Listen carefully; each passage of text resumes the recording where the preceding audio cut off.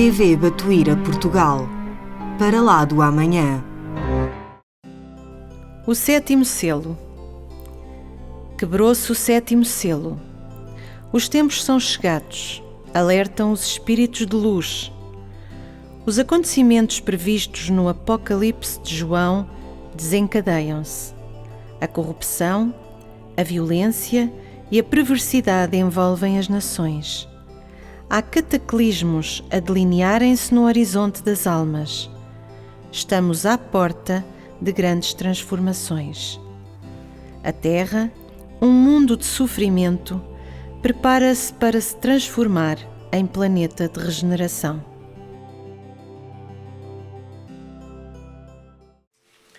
Boa noite.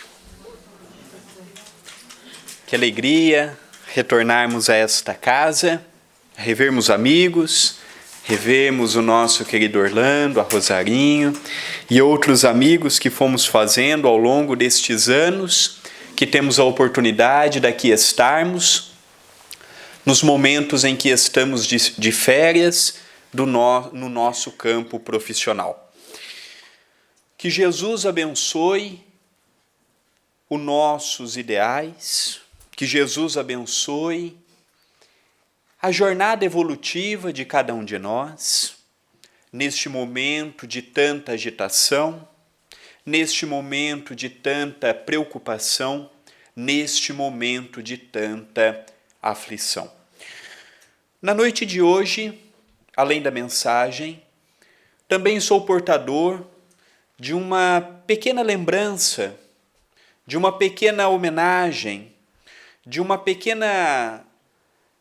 pequeno momento iluminado que nós temos a oportunidade de ter em Itapira, todos os meses de abril, em que temos a oportunidade de eleger companheiros que trabalham em prol do Espiritismo, e eu sou portador da Câmara Municipal de Itapira, uma pequena lembrança ao nosso querido Orlando. Mas deixaremos para o final, a qual faremos as devidas honrarias protocolares. Nós elegemos na noite de hoje para falarmos um pouquinho de uma mensagem que está inserida no livro O Espírito da Verdade, no seu capítulo 37º, é um livro publicado pela Federação Espírita Brasileira, em parceria mediúnica entre Chico Xavier e Valdo Vieira. Quando nós tivemos a oportunidade de estudar este livro, notadamente neste capítulo, eu notei que é um capítulo que nós precisamos refletir e muito, porque a tranquilidade é algo que nos proporciona uma vida pautada no equilíbrio, na serenidade. O que o equilíbrio e a serenidade podem nos ajudar? A ter uma vida pautada no que julgamos ser corretos, a partir do momento que nós temos o nosso livre-arbítrio. E são nas pequenas coisas, nos pequenos detalhes do dia a dia, que nós vamos ter a oportunidade de afinizarmos com esta tranquilidade que nós podemos encontrá-la não apenas nos momentos que aqui estamos, mas também podendo ser encontrada onde estivermos. Como primeiro tópico, André Luiz nos fala: comece o dia na luz da oração. O amor de Deus nunca falha. Mas aqui já me disseram que não tem esse problema. Lá em Itapira, outro dia chegou um grupo de pessoas para mim, no atendimento fraterno, eram umas 2 ou 3 pessoas que vieram conversar conosco, que disseram que estava passando por um grande problema. E eu fiquei preocupado, um grande problema. Aí eu perguntei, qual é o problema? André, você acredita que quando eu começo a fazer a prece, eu durmo no meio da prece? Aqui tem esse problema? Lá em Itapira tem companheiros que têm. Começa a prece, está tão cansado e dorme. Quando nós somos convidados à oração, é importante nós desmembrarmos a palavra. Ora, ação. Hora de trabalho em prol de nós mesmos. Todos nós queremos ter um dia, ao amanhecer, que aquele dia seja de paz, seja de bênçãos, que possamos colher o que nós sonhamos. Mas para isto é necessário preparo. A oração vai nos dar isto. Não aquela oração que nós fomos habituados de uma forma mecânica. Vou dar um exemplo. Quando nós vemos uma pessoa rezando o Pai Nosso em voz alta, propositalmente vamos interrompê-la. Dificilmente a pessoa tornará do ponto em que parou. Por quê? Porque muitas vezes nós fazemos mecânica. Muitas vezes nós falamos porque estamos habituados e deixamos de colocar sentimentos. Allan Kardec, em O Livro dos Espíritos, questiona a espiritualidade amiga, como o espírita deve realizar uma prece, uma oração.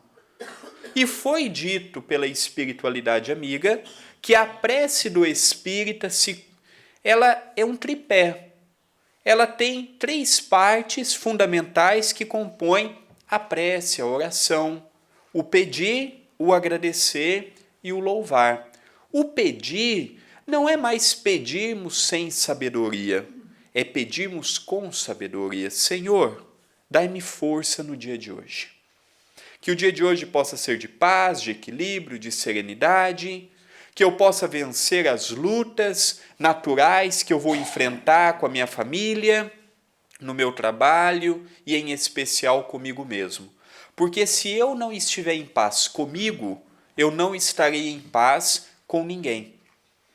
Se eu não estiver em equilíbrio comigo, toda a minha volta estará em desequilíbrio pelo meu desequilíbrio. Ao acordar, é fundamental fazermos uma prece. Do mesmo modo que a higiene física é de excelência ao acordarmos, também é necessário uma higiene espiritual. Mesmo que nós tenhamos uma vida atribulada, corrida, cheia de afazeres, nós sempre temos 5 minutos para religar o nosso pensamento ao Criador e às correntes do bem, com os pensamentos elevados, para podermos naquele dia termos um dia de serenidade, porque do contrário, nós vivemos ainda num planeta em que está em fases de evolução. O mal, segundo Allan Kardec, em O Evangelho segundo o Espiritismo, quando define o mundo de expiações e provas, nos afirma que o mal ainda prevalece sobre o bem. E é o que nós notamos. A nível social, a nível político, a nível familiar, a ignorância ainda impera. E se nós não estivermos devidamente preparados, nós iremos entrar nas correntes do negativismo, do pessimismo, tudo é difícil, tudo não dá, deixo para o amanhã. E nós temos que compreender que a reforma íntima e a produção para o bem é de fundamental importância para cada um de nós. Se eu vou fazer a minha parte no bem ou não, e nada vai mudar para os espíritos que aqui estão. Eu tenho que estar preocupado com a minha economia espiritual, quando eu estiver do outro lado da vida, já que a vida passa tão depressa, os anos vão passando e naturalmente nós vamos envelhecendo, e com a vida vem as oportunidades, vem as dádivas, e daqui a pouco estaremos do outro lado da vida, na erraticidade, diante do nosso próprio eu, ao ser nos perguntado: André, o que fizestes da oportunidade que eu te confiei? Quando for feita esta pergunta, não adianta eu dizer assim: eu estive 5 vezes palestrando no Batuíra. Em Portugal eles vão perguntar: e daí? Eu durante 200 sábados eu dei sopa para pessoas carenciadas. E daí? Vão me perguntar: André, o que você fez do conhecimento que você assimilou, dos livros que você leu, das palestras que ouviu e que ministrou, no que aquilo te mudou? Porque todo espírita, sem exceção, passa ou é para passar por 3 momentos. O primeiro é chegarmos na casa espírita. Aqui estarmos. Cada um de nós tem uma história para aqui chegar. Eu cheguei no espiritismo tendo a oportunidade de ter nascido num berço espírita. Quando eu reencarnei, tanto eu quanto a minha irmã, os meus pais já eram espíritas e dirigentes de casa espírita. Então, para mim, o espiritismo é muito natural. Mas muitos não tiveram a oportunidade que eu tive, melhor dizendo. Muitos vieram por um processo obsessivo, pela perda de um ente amado, pela mediunidade, sem compreendê-la, e assim sucessivamente. Facto é que nós chegamos até aqui, cada um de um modo.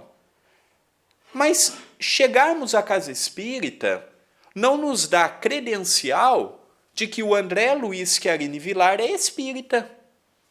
Por apenas e tão somente sentar na cadeira aqui no Batuíra, ouvir a palestra, quando é a minha oportunidade de falar, eu fazer a palestra, tomar o passe ou aplicar o passe, ser médium da casa ou ajudar numa atividade assistencial.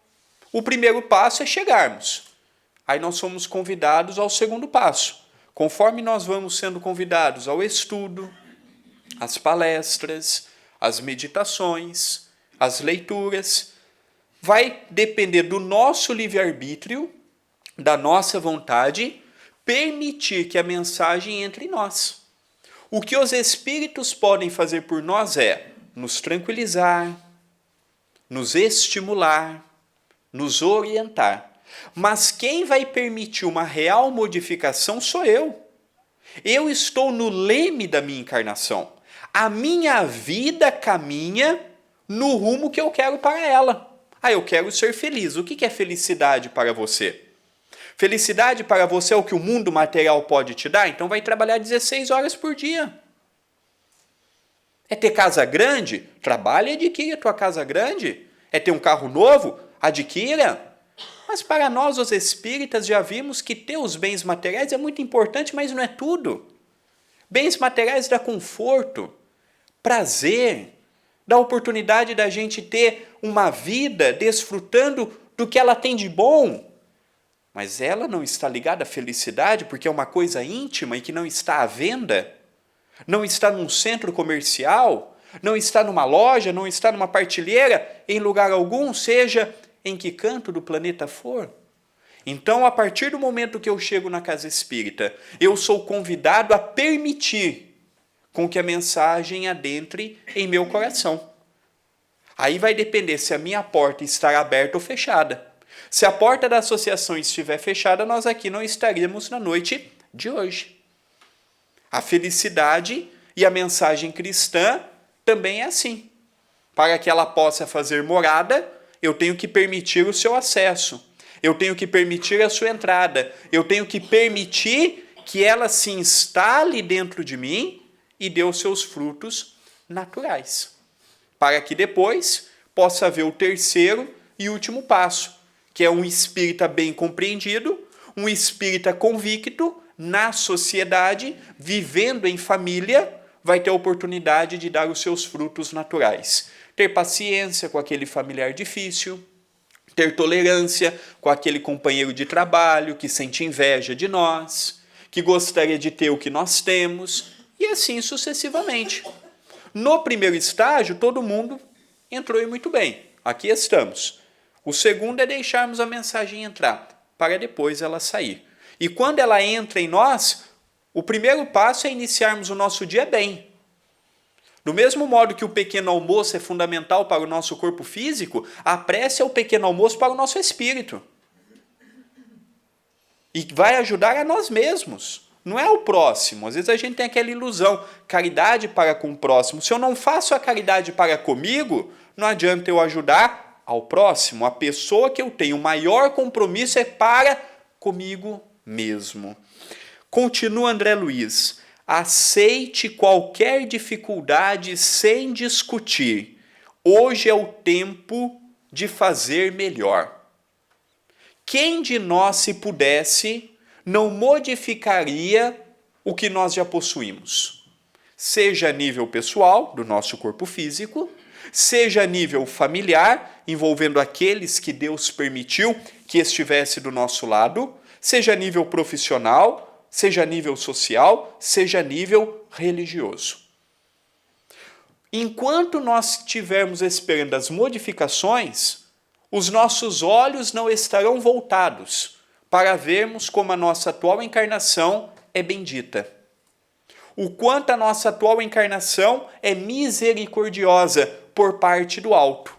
Às vezes nós olhamos o outro e vemos que ele tem isto e nós não temos, possui aquilo e nós não possuímos, mas em contrapartida, quantas coisas nós temos que a maioria das pessoas não tem? Em primeiro lugar, entendimento de vida, entendendo o que é dor e o que é sofrimento, porque para o espírita, dor e sofrimento é a mesma coisa, não é? Dor é uma coisa, sofrimento é outra. Segundo o Evangelho segundo o Espiritismo, no seu capítulo 9, item 7, a paciência, o Espírito Protetor inicia a mensagem dizendo: a dor é uma bênção que Deus envia a seus eleitos. A dor vem na nossa vida com a mesma importância de uma prova para um aluno que está na escola, que está cursando um curso universitário, para medir o seu grau de entendimento. Para que nós, pelo nosso esforço, pela nossa dedicação, possamos romper aquele véu que vem anuviando do nosso passado. O sofrimento é quando nós potencializamos com a queixa, com a amargura. Ah, está muito complicado, está muito difícil, está muito isto, está muito aquilo. Passamos a entrar numa onda negativista e aquela onda potencializa a nossa dor. Então, dor é uma coisa, sofrimento é outra. Dor é uma oportunidade de expiarmos. O sofrimento é uma criação nossa, pela nossa invigilância e imaturidade no lidarmos com a vida e no lidarmos com a oportunidade reencarnatória. Por isso, e o seu Orlando aqui está, teve a oportunidade tantas vezes de estar na presença do nosso querido e saudoso Chico Xavier, Emmanuel, o seu benfeitor, o recomendava sempre, nos momentos em que ele estava triste, visitar um asilo, um lar, visitar uma creche, visitar um hospital, visitar uma penitenciária pública, ver o sofrimento do outro, ver que às vezes nós temos tudo e paramos no tempo e no espaço por uma dor que vem ao nosso encontro não em forma de castigo, mas em forma de oportunidade de crescimento. Então nós, os espíritas, encaramos a vida com outros olhos, não com o olhar da vítima, não com o olhar de que é difícil, não, mas sim com o olhar de que a luta vem ao nosso encontro, porque nós temos plenas condições para lidar com as dificuldades que nós trazemos. Porque se eu crer que eu possuo uma dificuldade maior do que as minhas forças, eu vejo Deus de uma forma injusta. E Deus não é bom, como Deus não é mau, Deus é justo. Dá a cada um de nós conforme a nossa necessidade. Vou mais longe. Ao ver quem eu sou por dentro, vejo que Deus me deu uma oportunidade melhor do que merecia. Porque se Deus fosse cobrar de mim o que realmente eu devo perante a lei divina, talvez hoje eu não estaria aqui tendo a oportunidade que eu tenho. Então Deus, na sua generosidade, dá para todos nós a ferramenta capaz de nos fazer ver a vida com olhos que ontem não víamos, com ouvidos que ontem não ouvíamos e com uma percepção que não tínhamos. Então a vida tem uma finalidade: crescermos, desenvolvermos. Como item terceiro, André Luiz coloca para todos nós: trabalhe com alegria. O preguiçoso, ainda mesmo quando se mostre num pedestal de ouro maciço, é um cadáver que pensa. Nós trabalhamos com alegria, seja no campo espiritual, seja no campo material. Quando nós nos propomos a uma atividade, a darmos o passe, a virmos à associação espírita, ao dividirmos o nosso tempo com outro companheiro de ideal, o que nos motiva a aqui estarmos? qual é o combustível que nos dá a oportunidade de seguirmos sempre adiante, procurando no dia a dia, mesmo que a passos pequenos e lentos, vencermos os obstáculos que nós mesmos criamos no ontem. Porque muitas vezes o espírita propaga de um modo equivocado que toda a dor que ele passa no dia a dia é causado pela lei kármica e tem uma repercussão de uma vida anterior. Não. Allan Kardec, em O Evangelho segundo o Espiritismo, nos fala causas atuais das aflições e no item seguinte, causas anteriores das aflições. Nem tudo que passamos no hoje é causado pelo nosso passado, pela nossa invigilância, pela nossa imprudência. Muitas vezes arranjamos opositores que não era para termos. Quantas pessoas que eram, por exemplo, para passar pelo cancro benigno e pelo modo de ser, de agir, de se postar perante a vida, se torna benigno. Como o inverso também é verdadeiro. Nós somos os atores e autores da nossa encarnação. Escrevemos as páginas do nosso livro diariamente. O Chico dizia que ao acordarmos, nós temos uma página em branco. Como será a minha quinta-feira, como será a minha sexta-feira, como será o meu sábado, depende única e exclusivamente do que eu vou escrever nela. Se vai ser com letras de alegria, se vai ser com letras de benevolência, se vai ser com letras de caridade, depende da minha vontade ativa no bem.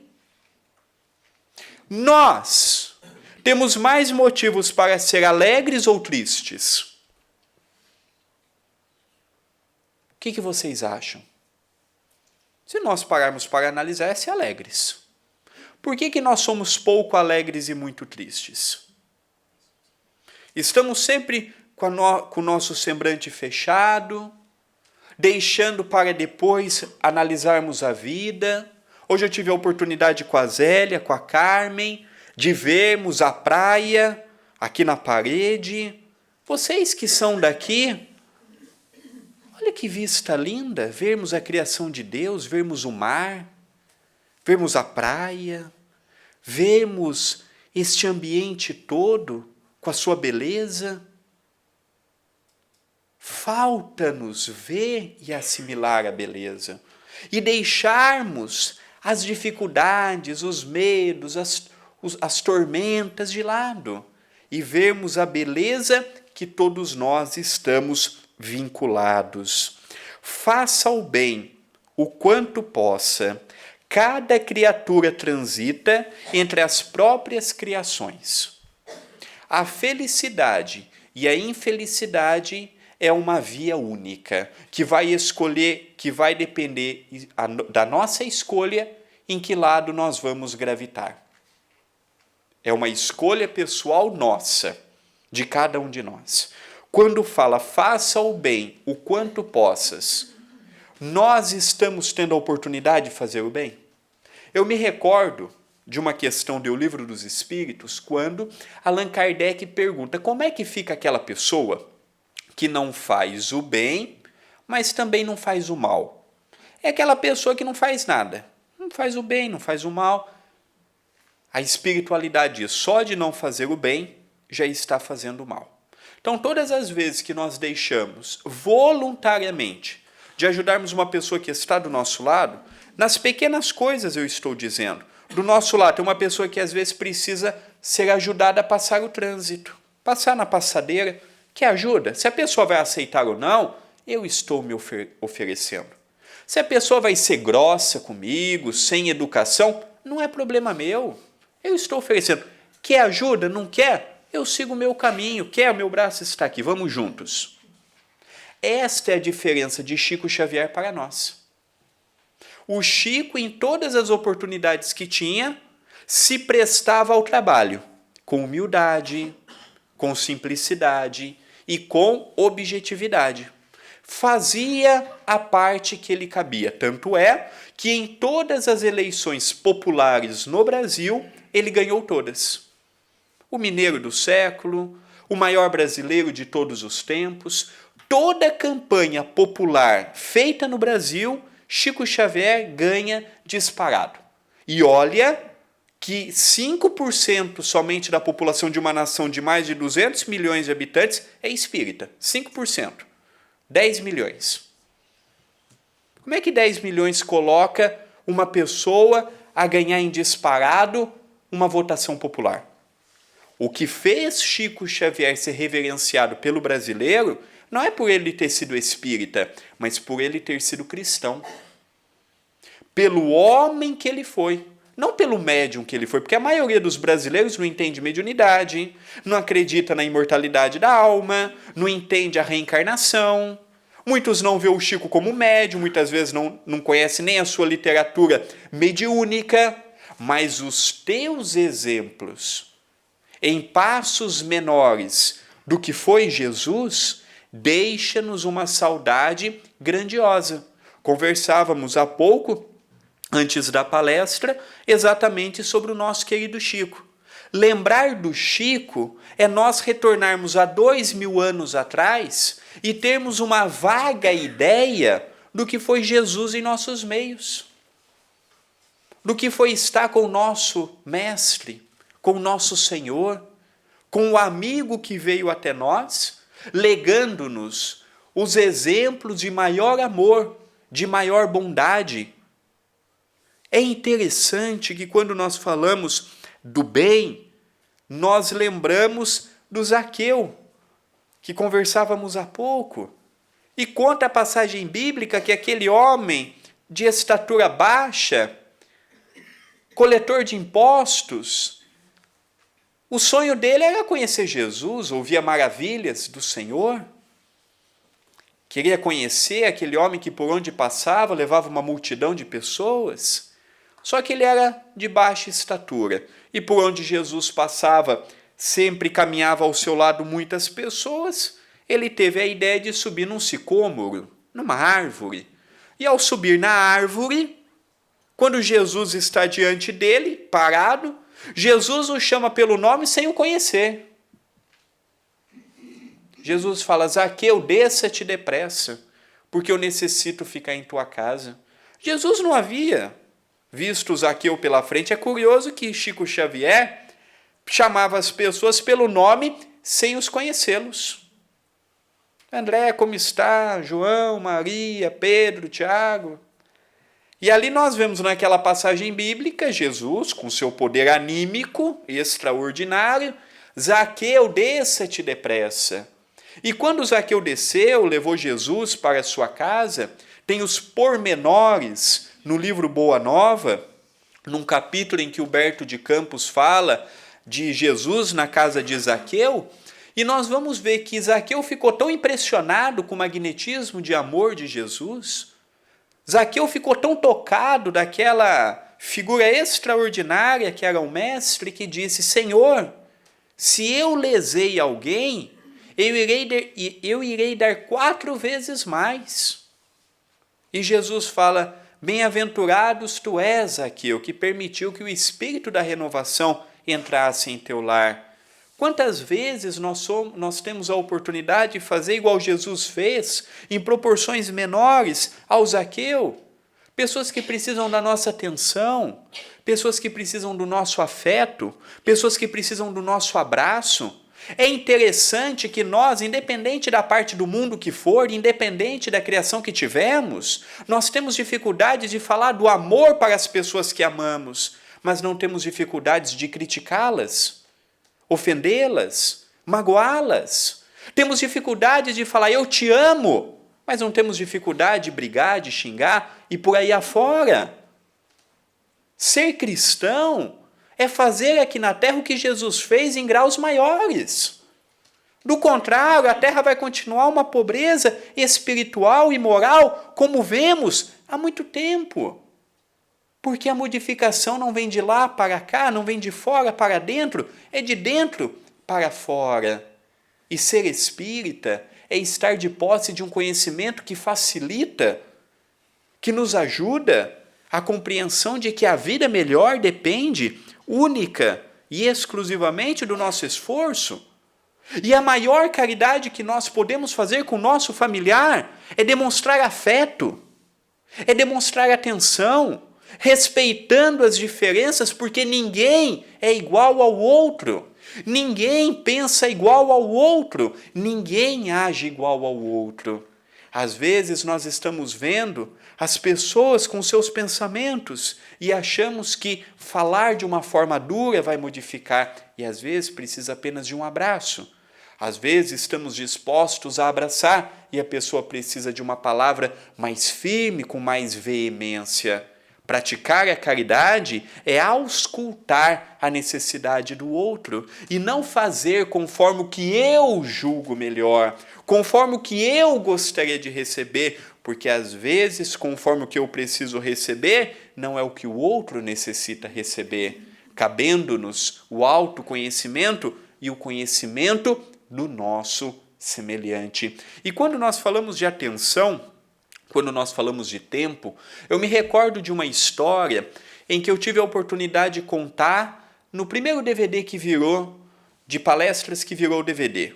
O jovem e seus conflitos na atualidade. Tanto as palestras quanto os livros, doamos todos os seus direitos autorais para o Centro Espírita em Itapira.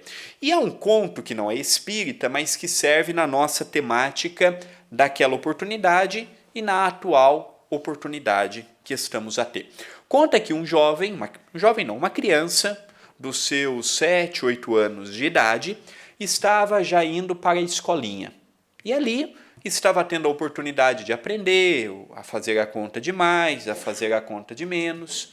E todos os meses os pais ajudavam financeiramente, dando um pouquinho de dinheiro para que o filho, ao ir para a escola, ao dar uma volta na rua com os pais, pudesse comprar o seu próprio gelado, comprar o seu refrigerante, comprar o seu rebuçado, comprar algo que lhe apetecesse.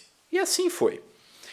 Na primeira oportunidade que teve de conversar com os pais, ao chegarem de casa, o pai tinha uma empresa, sempre muito corrido, muito atarefado. A mãe também tinha uma vida profissional, bem agitada. E ele chega para o pai e fala: papai, eu poderia lhe fazer uma pergunta? Pode, meu filho. O que você gostaria de saber? Quanto o senhor ganha por hora de trabalho? E o pai, para se livrar da criança, disse: papai ganha 50 euros por hora. Chutou um número para se livrar da criança. E o pai estava com o telemóvel na mão, com o olho na televisão e na outra mão com o jornal. Estava acompanhando as notícias, estava acompanhando o mercado financeiro, estava acompanhando isso, acompanhando aquilo outro. E de repente o filho torna a perguntar: papai, o senhor tem 5 euros para me dar?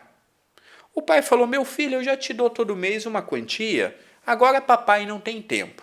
Vai lá no seu quarto, você tem seu videogame, você tem seu telemóvel, você tem o seu computador, você tem as suas coisinhas, vai lá brincar. Os pais modernos imaginam que os filhos precisam apenas e tão somente da tecnologia. Amor não é substituído pela tecnologia. Não adianta você dar um telemóvel. O que o filho precisa de nós é atenção, carinho e amor, como nós vamos ver por esta história. E de repente, o filho abaixou a cabeça, muito tristinho, foi até o pé da mãe. Mãe, a senhora poderia me dar 5 euros? A mãe estava ali preparando a salada, estava de olho no fogão para ver a comida que estava a ser feita para a janta. Falou: meu filho, agora a mamãe não tem tempo. Mamãe trabalhou muito, está cansada. Depois a gente vê isso. E a criança foi triste para o quarto. De repente, chega no quarto, tem tudo aquilo que os pais acham que a criança vai se iludir. A televisão, o computador, o telemóvel, o tablet, tudo. Mas a criança não queria nada disso. Ficou amuada na sua caminha, ficou entristecida, cabisbaixa. E o pai, com dor na consciência, depois de um tempo, chega, bate na porta do quarto do filho, pergunta se o filho estava acordado. E o filho levanta com aquele sorriso meigo. É interessante como a criança não traz aquela maldade, não traz aquelas dificuldades que ao passo que nós vamos desenvolvendo e crescendo, a gente vai trazendo conosco a herança da nossa verdadeira personalidade. E a criança falou: papai, estou acordado. Levantou, deu um sorriso. E o pai chegou com a nota de 5 euros, falou: meu filho, eu vou te dar os 5 euros, porém, eu gostaria de saber o que você vai fazer com ele. Ah, papai, espere um pouco. A criança correu para debaixo da cama, pegou uma caixinha de sapato, uma caixa de papelão, e falou: papai, aqui tem 45 euros. Com estes 5 dá um total de 50. O senhor poderia vender uma hora do seu dia para estar comigo? Não adianta eu fazer a caridade no centro espírita. Não adianta eu vir aqui fazer palestra. Tudo isso é muito bonito. O meu papel principal é no lar. O meu papel principal é comigo mesmo. Não adianta eu atender 10 pessoas no atendimento fraterno e esquecer de atender o filho, ao companheiro, à companheira, aos pais. A nossa responsabilidade é aqui também, mas em especial é lá fora, que é os reencontros doloridos do ontem. Quantas pessoas que gostariam, não digo uma hora do nosso dia, mas 10 minutos. Um olhar, uma atenção, um abraço. Muitas pessoas imaginam que ao depassar do tempo, os lares de idosos vão fechar, não, vão aumentar. Porque com a falta de amor na criação dos filhos na atualidade, na velhice, os filhos de hoje vão colocar os pais lá. É uma consequência natural que nós não estamos percebendo. Ah, eu tenho dificuldade de falar de amor. Mas quando a gente vai perder essa dificuldade? Ah, eu tenho dificuldade de demonstrar afeto. Mas quando nós vamos perder essa dificuldade? Porque nós somos carentes.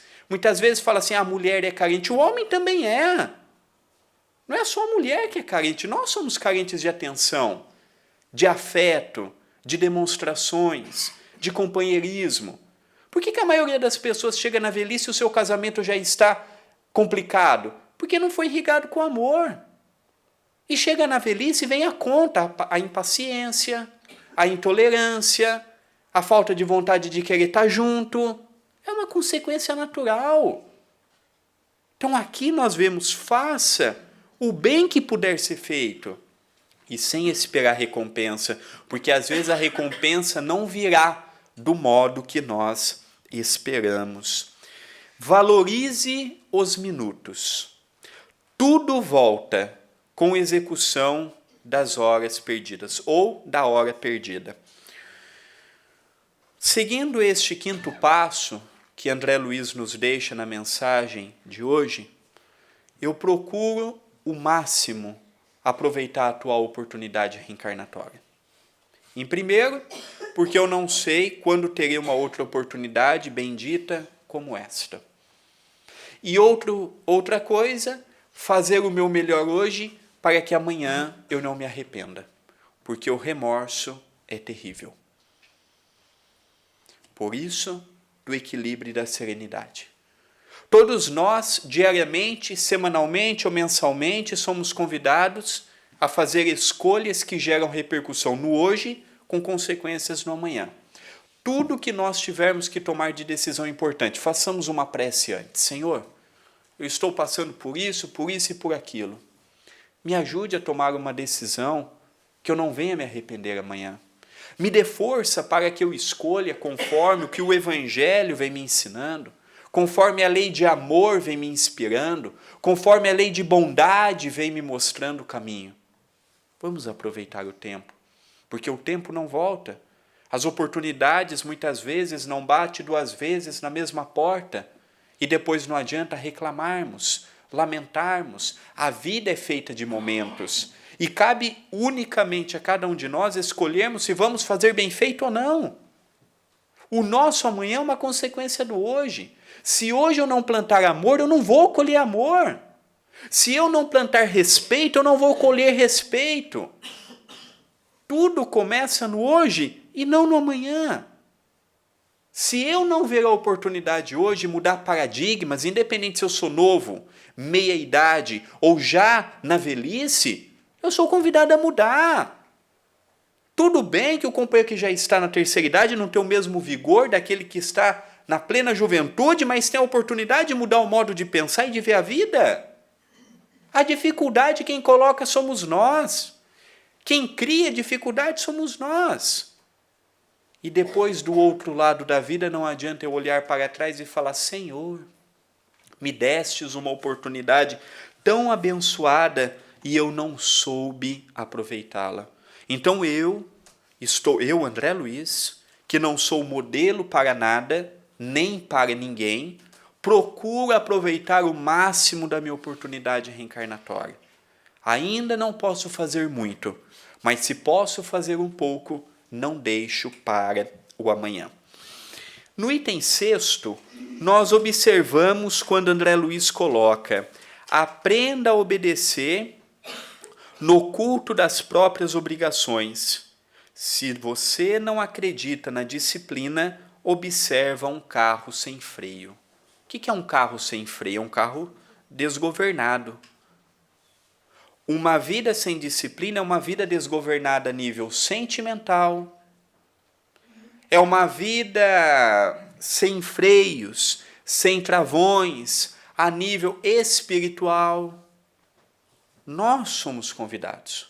É interessante que esta palavra disciplina, ela é clássica no meio espírita, porque de 20 para 21 anos de idade, quando Chico Xavier tem o primeiro contato com Emmanuel, no açude, Emmanuel pede para que o Chico tenha 3 qualidades: disciplina, disciplina, disciplina. Quando eu escrevi o meu primeiro livro, Momentos de Reflexão à Luz do Espiritismo, teve um capítulo que eu falei sobre a disciplina.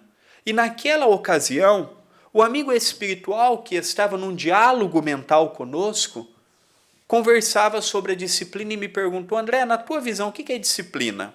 Eu falei: pontualidade. Ele falou: André, esta é a disciplina mais fácil do homem desenvolver. Esta é o primeiro degrau da disciplina. Tem outros degraus. Disciplina sentimental, a disciplina alimentar, a disciplina sexual, a disciplina mental, a disciplina espiritual. Não é tudo a mesma coisa. Como a caridade não é botar a mão no bolso e dar €1 para o necessitado. Existem caridades e caridades. Disciplina, a mesma coisa. Aí eu fico imaginando, se eu tenho dificuldade com o relógio, imagina com as demais disciplinas. Se eu não colocar disciplina na minha vida, não apenas para com os meus compromissos a níveis familiares, profissionais, pessoais, se eu não colocar disciplina nos meus sentimentos, nos meus ideais, nos meus pensamentos, a reforma íntima será um sonho muito distante da nossa realidade. Por isso que é de fundamental importância conhecer quem nós somos, aceitar quem nós somos e criar metas para nós mesmos. O que nós queremos para este ano de 2018, que estamos já caminhando para o último mês do primeiro trimestre. Os 3 primeiros meses já passou. Daqui a pouco virá mais 3. Daqui a pouco mais 3, daqui a pouco mais 3 e acabou o ano. O que nós queremos para nós? Primeiro trimestre do ano, os primeiros 3 meses do ano já está indo. Parece que foi ontem que nós estávamos vendo o que iríamos fazer no dia 25 de abril, no dia 25 de dezembro, na ceia, no Natal. Já passou o Carnaval, já passou a euforia do Ano Novo. E mais um ano vai caminhando a passos largos. Daqui a pouco é março, abril, daqui a pouco chega abril, as comemorações do aniversário de Chico Xavier, do aniversário do Livro dos Espíritos, daqui a pouco vem maio, junho, julho, agosto, e assim sucessivamente. Se eu não parar, sentar na cadeira e perguntar como é que está, qual que é o passo que a minha vida está dando, ela vai passando, eu não vou analisar as oportunidades que está do meu lado e não vou ter uma vida produtiva. Por isso que todo final de ano, uma empresa para o balanço. O que vendeu, o prejuízo que teve, onde pode investir no ano seguinte. E nós? Nós estamos investindo no que em nós? No amor? Na disciplina? Na caridade? Na bondade? No falarmos menos e ouvirmos mais? Porque, do contrário, como ele diz aqui, se você não acredita na disciplina, observe um carro sem freio. Aqui eu acredito que ele não poderia dar um exemplo melhor do que o que ele teve a oportunidade de nos dar. No item 7º, ele nos diz: estimule a simplicidade. O luxo é o mausoléu dos que se avizinham da morte. Num mundo tão convidativo, com um apelo gigantesco ao lado materialista, não é difícil nós vermos a simplicidade da vida? Não é difícil nós querermos o pouco que a vida pode nos ofertar? Enquanto o homem não compreender que daqui não leva nada, além das amizades e das inimizades, além das virtudes e das chagas morais, dos conhecimentos e das oportunidades que se deixou passar, nós ainda nos iludiremos. O espírita não faz votos nem à riqueza nem à pobreza, mas nos convida a não nos tornar escravos do que o mundo material nos oferece. Porque hoje está em nossa posse, amanhã desencarnaremos e passará na mão de uma outra pessoa. Muitas pessoas têm medo do desencarne e utilizam a seguinte observação como justificativa: eu não sei para onde eu vou do outro lado. A preocupação de nós, os espíritas, não é para onde nós vamos do outro lado, é o que vão fazer com o que é nosso aqui.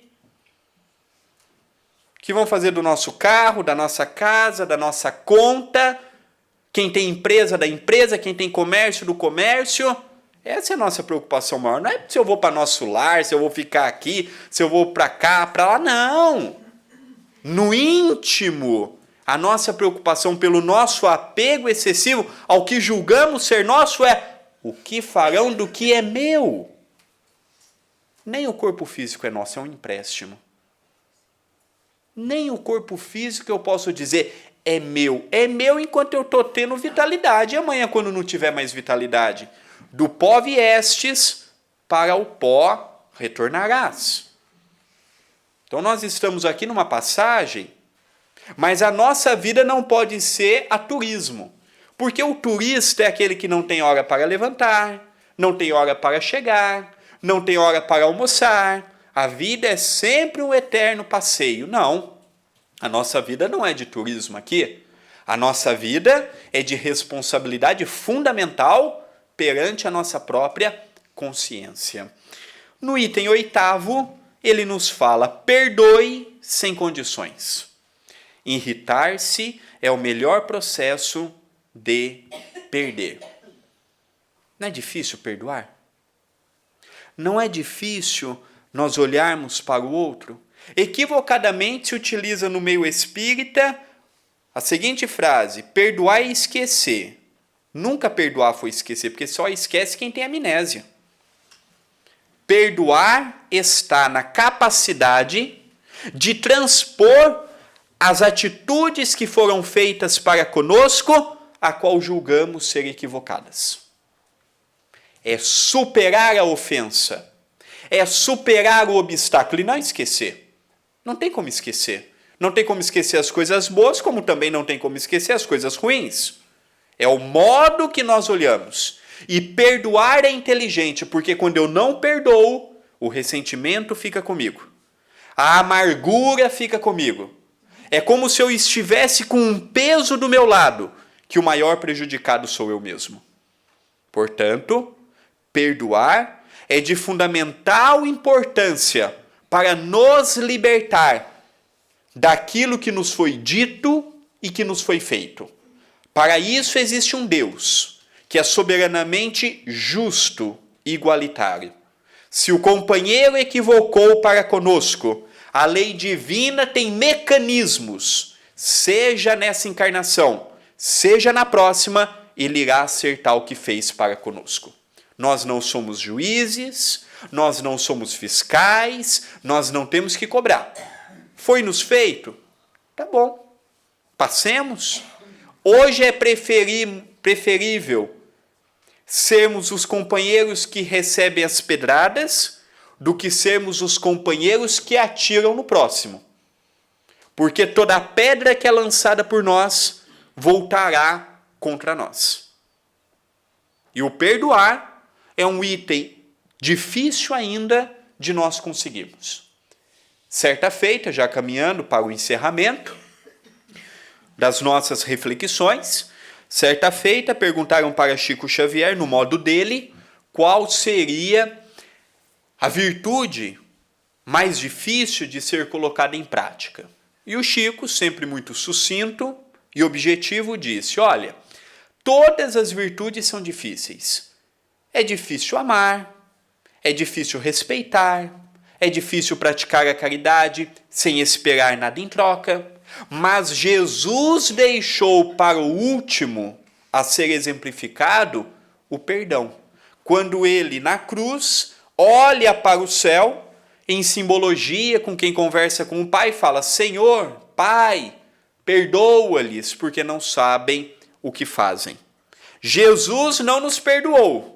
Jesus intercedeu por nós, humanidade. É curioso que há mais de 2000 anos, aquela região é guerra após guerra, briga após briga, conflito após conflito. Então Jesus perdoa, Pai, porque não sabe o que faz. Então, na visão de Chico Xavier, o perdoar ainda se torna mais difícil do que o amar, mais difícil do que algumas outras virtudes. Mas precisamos uma hora começar. Senão eu vou poluir a minha mente, vou anuviar os meus sentimentos, e em determinado momento, entupindo tudo isto com o negativismo, vou ter dificuldades de amar aquele que eu me relaciono muito bem.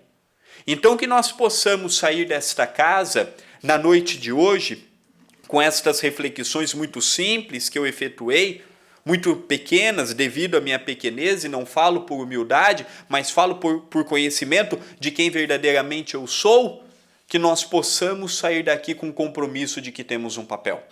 Um papel perante nós mesmos. Um papel perante a nossa própria consciência. Um papel perante o Evangelho, que não pode ser passado para o nosso semelhante, tem que ser passado para nós mesmos. Chico Xavier dizia, por exemplo, que o conhecimento ele é muito importante, mas chegou também o momento de conhecermos, mais de amarmos. Diz ele que quem conhece pode muito, quem ama pode mais. A Terra já está saturada de conhecimentos. A Terra já está saturada de teorias, mas a Terra precisa de companheiros que verdadeiramente peguem nas lides do amor, evoquem a força que todos nós temos e vamos enfrentar as dificuldades. Enfrentar o nosso próprio eu. Porque os maiores obstáculos à nossa evolução não são os obsessores. Não é o familiar difícil, não é o trabalho complicado, é o nosso orgulho, é a nossa vaidade, é a nossa prepotência. O nosso maior obsessor não está fora de nós. Não é aquele companheiro que anda conosco há 100, 200, 300, 400 anos, não. O nosso maior obsessor sou eu mesmo, limitando deste modo os passos que eu dou na terra.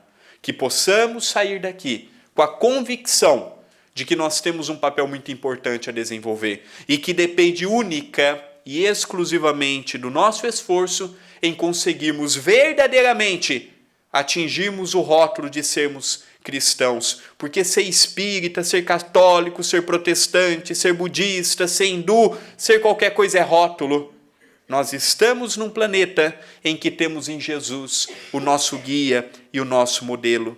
E enquanto a fraternidade universal não reinar, nós vamos ver esta pobreza de sentimentos, de afetos que nós estamos vendo no nosso dia a dia, gerando conflitos e guerras, tanto a nível familiar quanto a nível das nações. Que Jesus ilumine os nossos corações, fortaleça as nossas almas e dê a todos nós uma continuidade de semana de muita paz, de muito amor, não apenas hoje, mas todo sempre, muita paz em nossos corações. Antes de eu passar aqui... senhor Orlando, vem aqui. Eu só gostaria de relembrar, porque quando alguém ajuda a causa e a casa em Itapira, é muito bom nós dizermos o porquê. Neste ciclo de palestras, estamos lançando O Poder da Liberdade, o meu segundo livro, em que todos os direitos autorais foram doados para o Centro Espírita Perdão, Amor e Caridade. Lá, o senhor Orlando já teve a oportunidade de morar lá. Nós temos uma carência material muito grande, muitas atividades assistenciais envolvendo o nosso semelhante. E tudo que nós temos a oportunidade de vender nas palestras no Brasil e no exterior, e os almoços que realizamos mensalmente, é o que mantém as atividades do centro. Quem quiser adquirir um livro e um autógrafo, estaremos ali fora. Quem não veio prevenido e quer o abraço é gratuito. Lá em Itapira, nós estamos hoje, então, oficialmente dando para o nosso querido Orlando, da Câmara Municipal de Itapira, o diploma Chico Xavier, um homem chamado amor, em que nós pegamos companheiros que têm a oportunidade de falar em nome do Espiritismo, de trabalhar levando as sementes que Allan Kardec e Chico Xavier nos deixaram, e o nosso querido Orlando, tanto quanto esteve no Brasil, agora há alguns anos já aqui em Portugal, à frente do Batuíra, com esta casa extraordinária que nos recebe com tanto amor, é uma pequena lembrança, uma pequena comenda que nós somos portadores com muito amor e com muito carinho. Parabéns.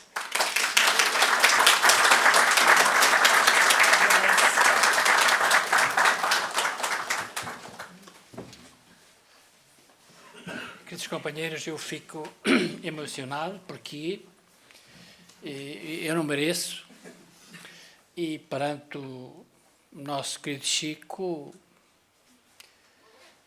eu apenas sou um simples trabalhador e muito grato, e sinto muita responsabilidade pelo tempo que eu convivi com ele lá em Uberaba.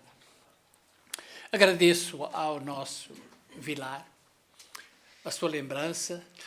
Quero que você seja o portador da nossa gratidão, daqui da nossa casa, daqui do Batuíra, daqui de Portugal, à Câmara Municipal de Itapira, que eu conheço Itapira, que estou muito grato por essa lembrança e, para mim, aumenta a minha responsabilidade. Aqui estou dentro da possibilidade de manter a linha que nós seguimos e, tanto quanto possível, que vocês participem, tenham a oportunidade de aprender, porque a doutrina espírita é realmente uma grande oportunidade que não podemos perder nesta presente encarnação. A você, Vilar, muito obrigado, e leve também o nosso abraço ao seu pai, e, mais uma vez, recomendando o nosso abraço lá à Câmara e à pessoa que não sei quem, lá da Câmara de Itapira, que teve essa ideia. Muito obrigado. Queridos companheiros, nós vamos para o encerramento. Não teríamos nada a aumentar nem acrescentar de tudo que o nosso Vilar, com a sua experiência, com a sua vivência e com a sua facilidade. Por isso ele é o André Luiz. Por isso agradecemos a você a sua visita, e continue. Você é um jovem e que tem uma vida pela frente e uma responsabilidade muito grande. Sempre que possa vir ao nosso país é muito bom. porque o brasileiro tem uma facilidade enorme de trazer para nós e traduzir a doutrina para todos nós. Muito obrigado e desejo-lhe muita paz. Nós vamos então para a prece final.